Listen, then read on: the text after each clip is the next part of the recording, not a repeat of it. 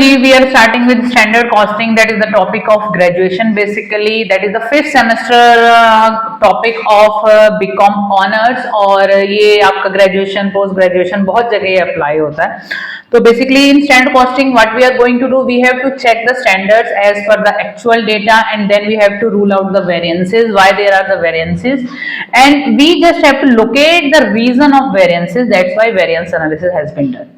Whenever we are doing the manufacturing work at that particular time, we have to purchase raw material, and when we are purchasing the raw material at that particular time, some costing is there. Okay, some costing and quantity, any output is there. So some kind of discrepancies are there. These discrepancies has to be rule out, and we have to check if these discrepancies are favorable in nature or adverse in nature. आप raw material by कर रहे हैं, raw material का standard आपने कुछ maintain किया, actual आपका कुछ निकल के आया. ऑब्वियसली जब प्रोडक्शन करते हैं तो चेंजेस आते ही आते हैं, बट वो चेंजेस हमारे लिए फेवरेबल हैं या एडवर्स हैं, इन चीजों को हम रूल आउट करते हैं वेरिएंस एनालिसिस में. ठीक है, तो हमारे सामने एक आपको अगर पीपीटी दिख रही हो तो मैं एक एक करके कवर करूंगी, सारे वेरिएंसेस कवर करूंगी. बीकॉम पे अब मैंने स्टार्ट किया, 11-12 का बहुत कंटेंट रेडी है ऑलरेडी, और ग्रेजुएशन में तो बहुत सारे 11 के टॉपिक भी आते हैं.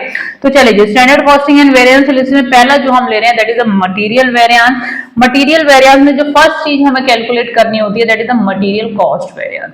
For that particular purpose we have to calculate standard cost, we have to calculate actual cost, and difference between both the two is your material cost variance.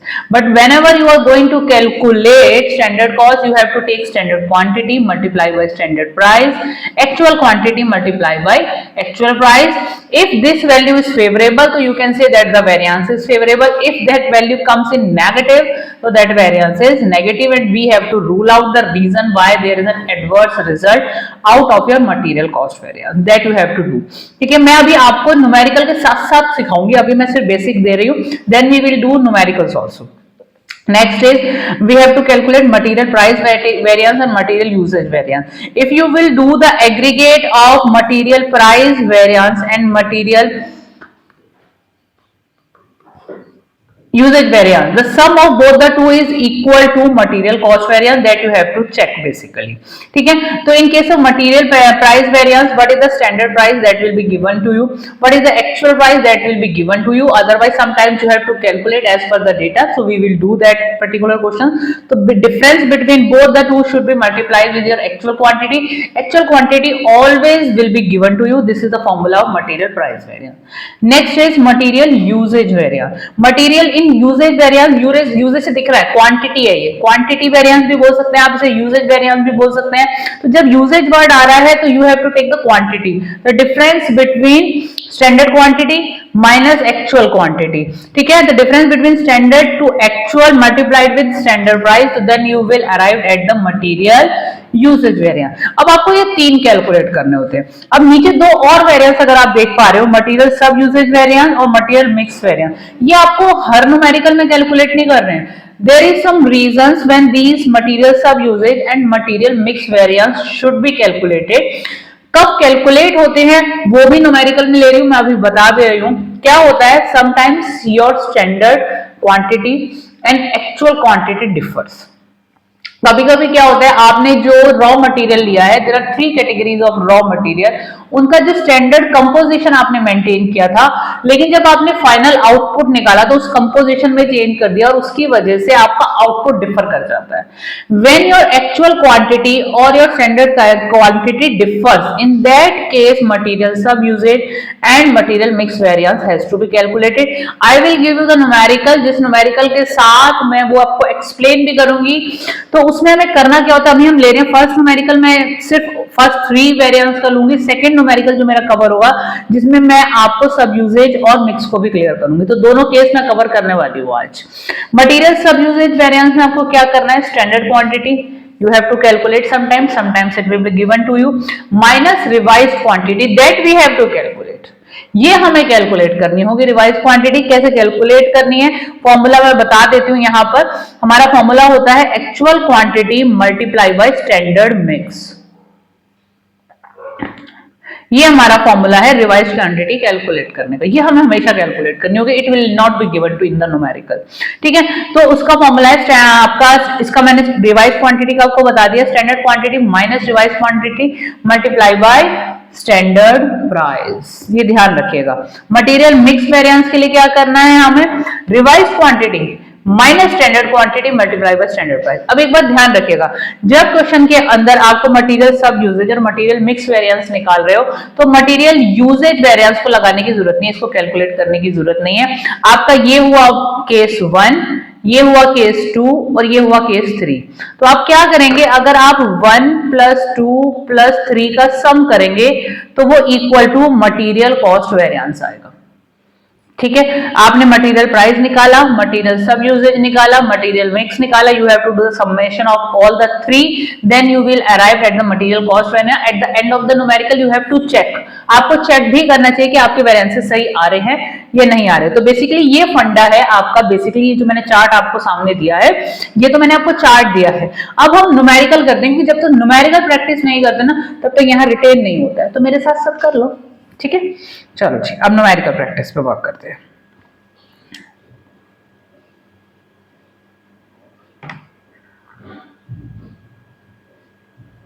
अच्छा, आपके सामने एक न्यूमेरिकल डिस्प्ले हो रहा है, मैंने फॉर्मूला सामने लिखे हुए हैं, मैं यहीं पे आपको सॉल्व करना इसी चार्ट में ही सिखाऊंगी बेसिकली। तो annexe manufacturing concern furnishes the following information. Standards, पहले आपको स्टैंडर्ड डेटा गिवन है, मटेरियल फॉर 70 केजी, जो फर्स्ट लाइन में बात है ना वो एक ट्रिकी पॉइंट है, मतलब आपको सीखना पड़ेगा। तो material for 70 KG of finish product 100 KG, मतलब अगर हमें 70 केजी ऑफ फिनिश प्रोडक्ट बनाना है तो हमें 100 केजी मटेरियल की रिक्वायरमेंट है, दैट इज अवर स्टैंडर्ड। ठीक है, आपको प्राइस ऑफ द मटेरियल ₹1 पर केजी गिवन है, that is your standard price. Actual output is 2,10,000। ठीक है, हमारा जो आउटपुट आया है वो 2,10,000 आया है। ठीक है, उसके बाद कह रहे हैं मटेरियल यूज 2,80,000 केजी हमने मटेरियल यूज किया, actual data. Cost of material is 2,52,000। Calculate material usages, material price and material cost variance. ठीक है, बहुत अच्छा क्वेश्चन है ये। ठीक है, पहला पॉइंट जो आपके सामने दिया हुआ है ना वही ट्रिकी है कि 70 केजी का जब आउटपुट आता है तो मेरी मटेरियल की रिक्वायरमेंट 100 केजी की है। देखिए जी, when we are producing 70 KG, 70 KG का जब आउटपुट है तो मेरा 100 केजी मटेरियल की रिक्वायरमेंट है।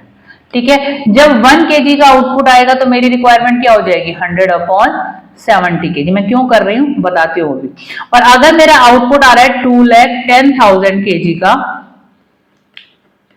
2,10,000 मेरा आउटपुट है 2,10,000 केजी का, तो मेरा क्या होगा, 100 इंटू 2,10,000 डिवाइडेड बाय 70। तो कैलकुलेट करते हैं पहले, और ये क्या कैलकुलेट कर रही हूँ, एक मिनट बस मुझे बता दो और मुझे बताने दो। 2,10,000 डिवाइडेड बाय 70, तो बेसिकली 3 लाख आ रहा है। ये जो 3 लाख मैंने कैलकुलेट किया है, that is your standard quantity of material which is not given। सबसे पहली चीज जो हमें चाहिए होती है वो हमें स्टैंडर्ड क्वांटिटी चाहिए होती है, क्योंकि मटेरियल कॉस्ट वेरिएंस में जो हमारा फॉर्मूला है standard quantity multiply by standard price. ठीक है जी, तो स्टैंडर्ड क्वांटिटी आई हमारी 3 लाख, स्टैंडर्ड प्राइस हमें दिया हुआ है 1, माइनस करना है, फिर लेनी है हमें एक्चुअल क्वांटिटी। एक्चुअल क्वांटिटी हमें गिवन है, एक्चुअल क्वांटिटी इज हमारा जो मटेरियल की क्वांटिटी बता रही हूं, दैट इज 2,80,000।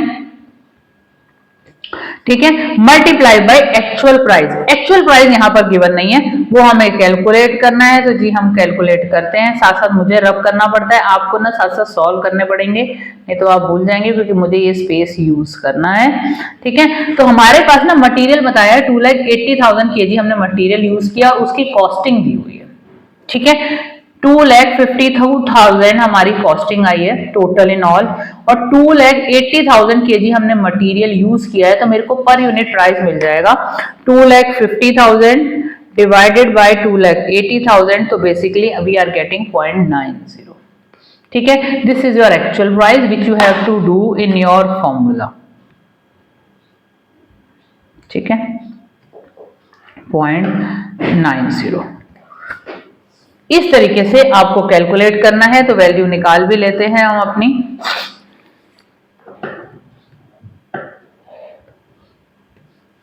तो हमारा 48,000 हमारा आया मटेरियल कॉस्ट वेरिएंस। अब next is material price variance. उसके लिए हमें स्टैंडर्ड प्राइस चाहिए, दैट इज 1। हमारा एक्चुअल प्राइस आया 0.90। ठीक है, इसकी मल्टीप्लाई करनी है हमें किससे? एक्चुअल क्वांटिटी से। एक्चुअल क्वांटिटी हमें गिवन है, एक्चुअल क्वांटिटी इज 2,10,000 आउटपुट है। कई बार बच्चे उससे कर देते हैं, हमें मटेरियल का लेना है, तो 2,80,000 का आपका बेसिकली आउटपुट है। तो जो आपका आंसर आएगा, हम कैलकुलेट कर लेते हैं इसको भी, आपका आ गया 28,000। ये हुआ आपका मटेरियल प्राइस वेरिएंस। अब हम कैलकुलेट करते हैं अपना मटेरियल यूजेज वेरिएंस। उसके लिए हमें स्टैंडर्ड क्वांटिटी चाहिए। स्टैंडर्ड क्वांटिटी अगर याद हो आपको तो हमने निकाली थी। ठीक है, 3 लाख माइनस एक्चुअल क्वांटिटी हमारी है 2,80,000 multiply by standard price, and standard price was ₹1। ठीक है, तो हमारा बेसिकली वैल्यू आ गई 20,000। ठीक है, तो आप अगर ध्यान से देखो, material price variance is 28,000, material quantity variance is 20,000, तो summation of both the two is equal to material cost variance. ये बेसिक न्यूमेरिकल है, ये बहुत छोटे वाला न्यूमेरिकल है, क्योंकि मुझे तो कॉन्सेप्ट क्लियर करना है, तो मैं छोटे भी लूंगी और डिफिकल्ट भी लूंगी। इसमें रिवाइज की जरूरत क्यों नहीं पड़ी? क्योंकि इसमें उस तरीके से मतलब हमारा कंपोजिशन, जैसे क्या होता है, हम गोल्ड बना रहे हैं, गोल्ड के लिए हमारी ज्वेलरी जब हम करते हैं तो गोल्ड और कॉपर दो हम रॉ मटेरियल को मिक्स करते हैं। यहाँ एक सिंगल प्रोडक्ट था, तो यहाँ पे तो वो अप्लाई नहीं होगा रिवाइज क्वांटिटी वाला फंडा। तो उसके साथ मैं एक और न्यूमेरिकल लेने वाली हूँ, उसमें मैं समझाऊंगी कि कैसे आपको रिवाइज क्वांटिटी वाला फंडा भी अप्लाई करना है।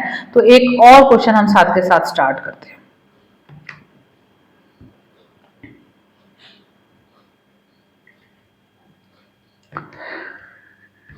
इसको मैं अब कर देती हूँ रब, क्योंकि नीचे वाला डेटा हम ऊपर ला रहे हैं।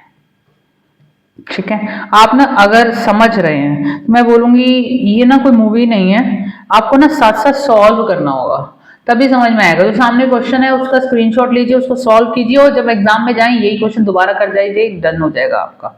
ठीक है, जो क्वेश्चंस मैं कवर करूंगी, मैं तो ना क्या करूंगी, मैंने जो बीकॉम का प्लान बनाया, अभी तो मैंने पहला टॉपिक लेके आई हूँ बीकॉम का, और बहुत सारे टॉपिक का प्लान है जो मैं कवर करने वाली हूँ बेसिकली। तो ये मैं अभी रब कर रही हूँ, सो दैट हम यहाँ पे अगला रेशो, अगला अपना स्टार्ट कर सके वेरिएंस। ठीक है, क्योंकि इसी फॉर्मेट को मैं यूज कर रही हूँ। मैं इसे फ्लो चार्ट में इसलिए सॉल्व करके दिखा रही हूँ क्योंकि बेसिकली इसी तरीके से निकलना है, और आप फ्लो चार्ट में सॉल्व करेंगे आपकी अंडरस्टैंडिंग ज्यादा आएगी। ठीक, जो नेक्स्ट हमारे सामने क्वेश्चन दिख रहा है, the standard mix to produce 1 unit of a product is as follows. Material X 60 units हमारी यूज हो रही हैं 15 रुपीज के हिसाब से, मटीरियल वाई की हमारी 80 यूनिट्स हो रही हैं 20 के हिसाब से, और मटीरियल जेड की हमारी 100 यूनिट्स यूज हो रही हैं 25 के हिसाब से। तो बेसिकली हम 3 तरीके का मटीरियल यूज कर रहे हैं एक फिनिश प्रोडक्ट तैयार करने में। ठीक है,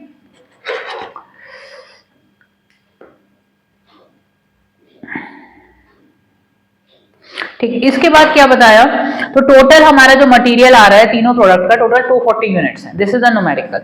अब during the month of April 10 units were actually produce. जो ऊपर डेटा दिया हुआ है 1 यूनिट का दिया हुआ है, लेकिन जो प्रोडक्शन हुआ है हमारा वो 10 यूनिट्स का हुआ है। ठीक है, इसकी जरूरत है, आगे करेंगे अभी।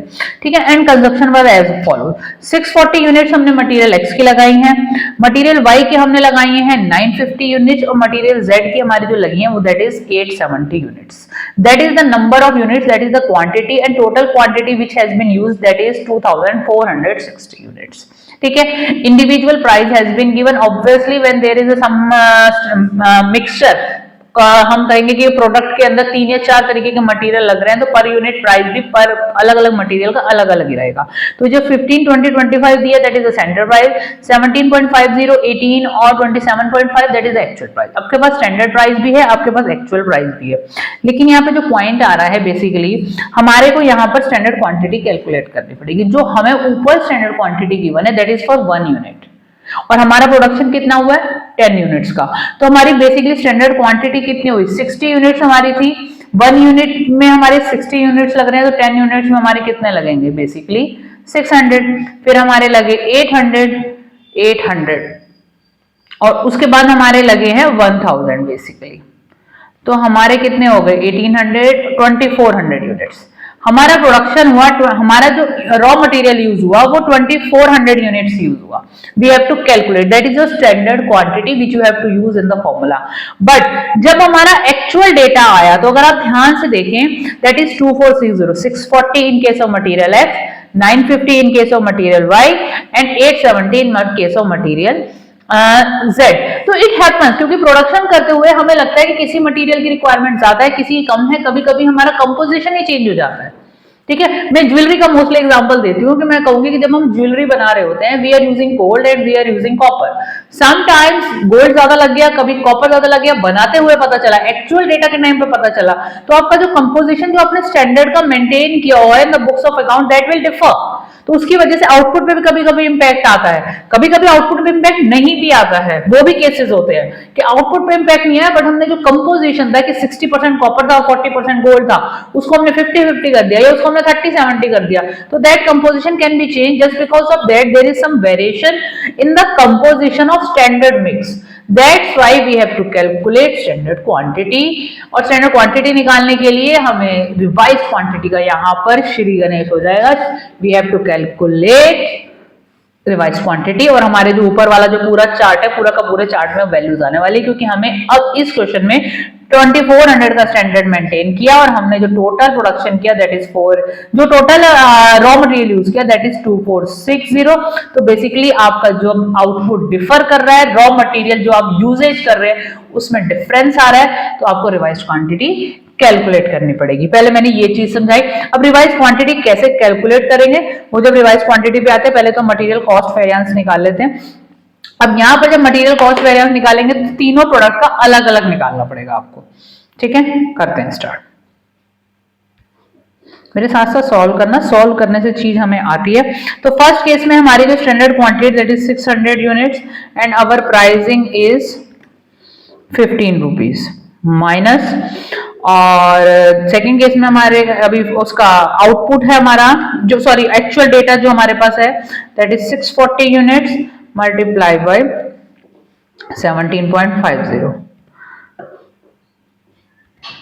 ठीक, इसके बाद जो सेकंड केस है हम वो ले लेते हैं। सेकंड केस में हमारे पास आ रहे हैं 800 यूनिट्स मल्टीप्लाई बाय 20 माइनस, उसके बाद हमारे हैं एक्चुअल में 950 units multiply by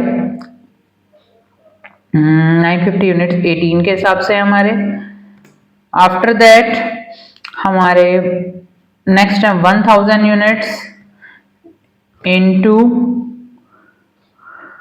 25 minus 870 units multiply by 27.5।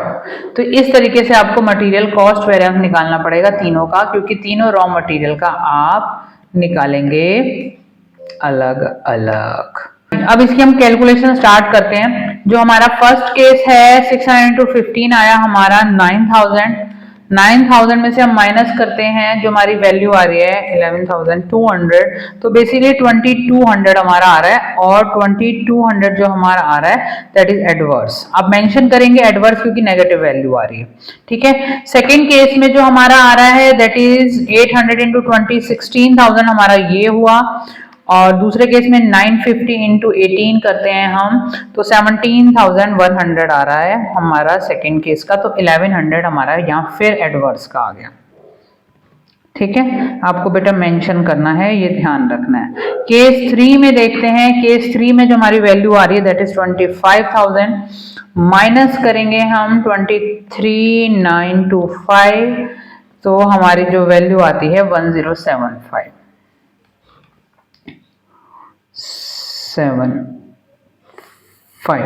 ठीक है, तो 25 यहाँ हमारा पॉजिटिव हो गया, यहाँ हमारा फेवरेबल आ गया। अब हमें ये जो फेवरेबल आ रहा है 1075 हमारा फेवरेबल है, और हमारा 2200 नेगेटिव की वैल्यू है, और 1100 हमारी नेगेटिव की वैल्यू है, एडवर्स है। तो बेसिकली जो हमारा वेरिएंस आ रहा है एडवर्स ही आ रहा है, जो हम नेक्स्ट लाइन में लिखेंगे 2225 एडवर्स। इस तरीके से आपको कैलकुलेट करना है। जब का कंपोजिशन है और there are 3 types of product, तो you have to calculate in this way. ठीक है, ये हमारा हुआ अपना कॉस्ट वेरिएंस। अब हम जाते हैं मटेरियल प्राइस वेरिएंस में। वहां पे भी हमें सेम चीज करनी है। फॉर्मूला आपके सामने है, स्टैंडर्ड प्राइस आपके पास सामने है। स्टैंडर्ड प्राइस हमारा है 15, एक्चुअल प्राइस है हमारा 17.5 मल्टीप्लाई बाई, हमें किससे मल्टीप्लाई करना है, हमारा फॉर्मूला है एक्चुअल क्वांटिटी दैट इज 640। ठीक है, तो हम साथ के साथ करते हुए ही चल लेते हैं। तो हमारा निकल के आ रहा है 1600 और ये आ रहा है एडवर्स, क्योंकि नेगेटिव आ रहा है ऑब्वियसली 15 में से हम 17.5 माइनस कर रहे हैं। केस 2 लेते हैं, फॉर्मूले को मैं यहाँ से ना हटा देती हूँ क्योंकि फिर वो कंटेंट हो रहा है आपका छोटा। ठीक है, थोड़ा सा साइज और बढ़ा देते हैं।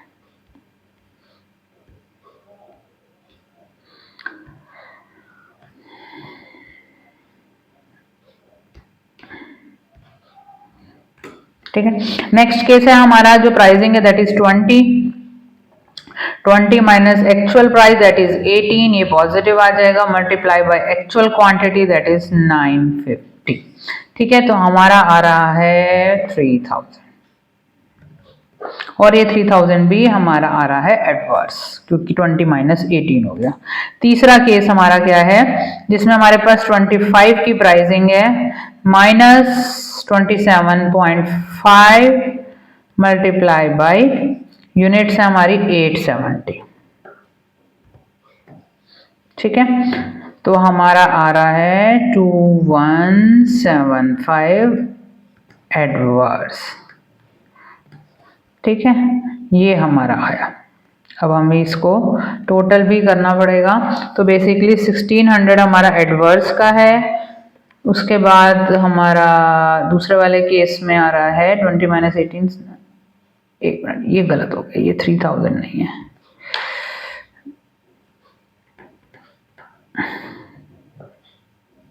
है 1900। ठीक है, 1900 और ये हमारा फेवरेबल है।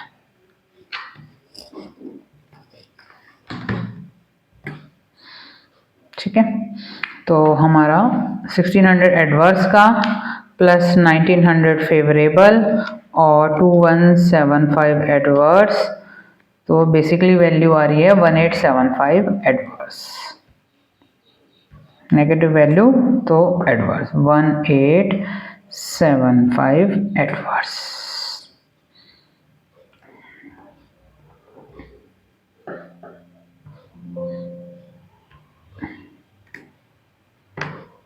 थोड़ा सा साइज कर देते हैं बड़ा, विजिबिलिटी हो जाए। ठीक है, ये हुआ हमारा अपना प्राइस वेरिएंस। इसके बाद हम जो नेक्स्ट निकालेंगे वो मटेरियल यूजेज वेरिएंस निकालेंगे। ठीक है जी, उसको स्टार्ट करते हैं। मटेरियल यूजेज वेरिएंस में हमारा जो यूजेज आया है 600 माइनस 640 इंटू 15। दूसरे केस में हमारा निकल के आ रहा है, इसमें आएगा हमारा 600, ये सब आपके रुपीज में आएंगे, ये ध्यान रखिएगा एडवर्स। दूसरे केस में हमारा आ रहा है 800 माइनस 950, 800 माइनस 950 इंटू 20। हमें स्टैंडर्ड प्राइस लेना है, ध्यान रखिएगा तीनों फॉर्मूलाज में हमारा स्टैंडर्ड प्राइस ही जाता है। ये आ रहा है हमारा 3000 और ये हमारा आता है एडवर्स, फिर से 800 माइनस 750। तीसरा केस हमारा है 1000 हमारा एक्चुअल स्टैंडर्ड आउटपुट था, उसमें से माइनस करेंगे एक्चुअल 870 मल्टीप्लाई बाई 25। ठीक है, फॉर्मूला हटा देते हैं। फॉर्मूला सामने इसलिए रखा हुआ था कि आपको अंडरस्टैंडिंग बन जाए, बट जब हमने सॉल्व कर ही लिया है,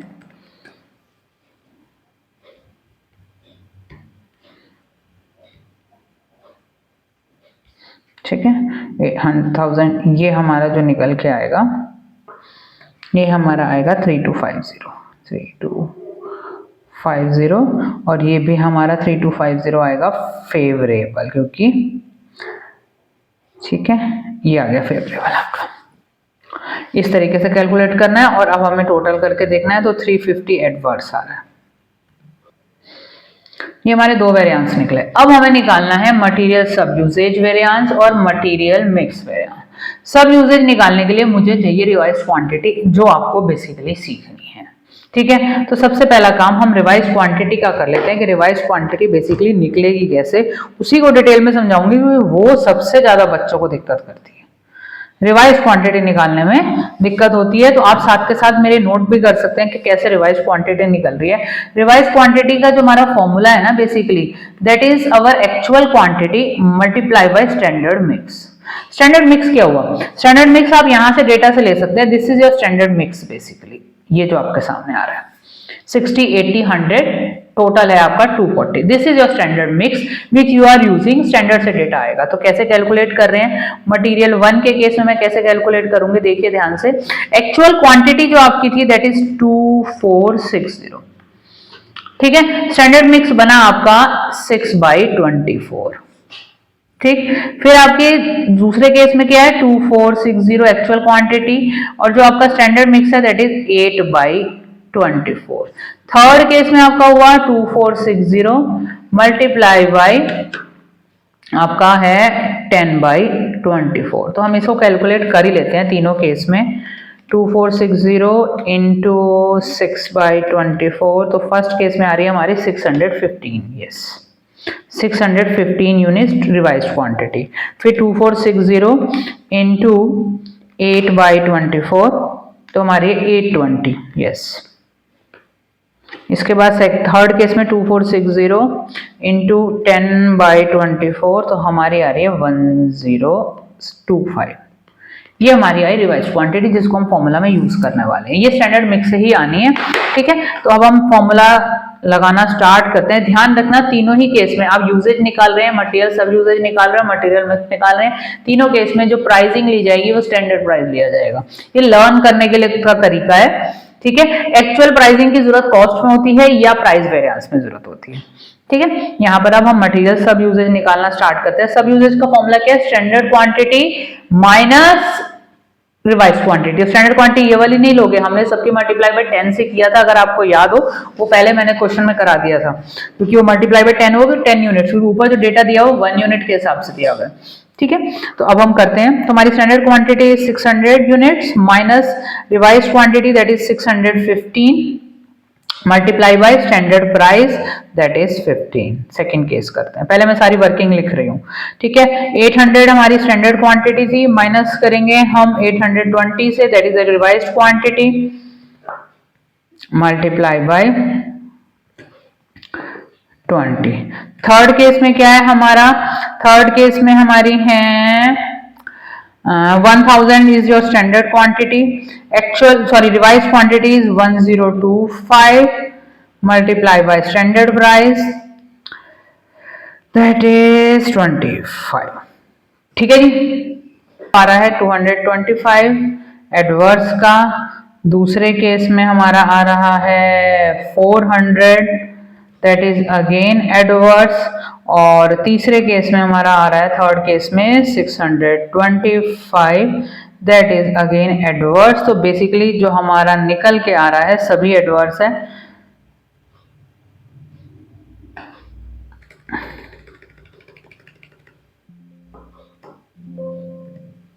ठीक है, तो हमारे सभी एडवर्स आ रहे हैं, मैं इसी में ही यहां लिख देते हैं। टोटल में आगे यही डॉट डॉट लगा के लिख रही हूँ क्योंकि साइज फिर उसका टेक्स्ट का छोटा हो रहा है। तो 1250 इन रुपीज एडवर्स। ठीक है, this is your material sub usage variance. ठीक है, आपको रुपीज मेंशन करना चाहिए। अब हम निकालते हैं मटेरियल मिक्स वेरिएंस। ठीक है, मटेरियल मिक्स वेरिएंस में आपको क्या करना है? हमारा फॉर्मूला क्या है? Revise quantity. अभी तीनों रिवाइज क्वांटिटी हमने निकाली है, तो 615 उसमें से हम माइनस करेंगे अपनी actual quantity that was 640 into 15। ठीक है, तो हमारा जो आंसर आ रहा है 375 adverse.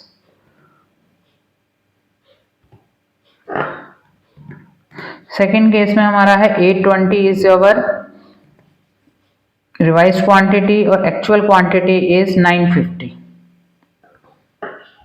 Multiply by standard price, standard price is 20, ठीक है। तो हमारा यहाँ पर आ रहा है ₹2600 एडवर्स अगेन, ठीक है। थर्ड केस में हमारा आएगा 1025 our revised quantity, but our actual quantity is 870 multiply by standard price and that is 25, ठीक है।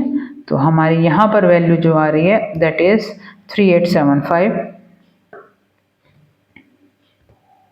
सारा गेम फॉर्मूला अप्लाई करने का है, सारा का सारा गेम। ये आ रहा है फेवरेबल, तो बेसिकली जो हमारा आंसर आ रहा है यहाँ पे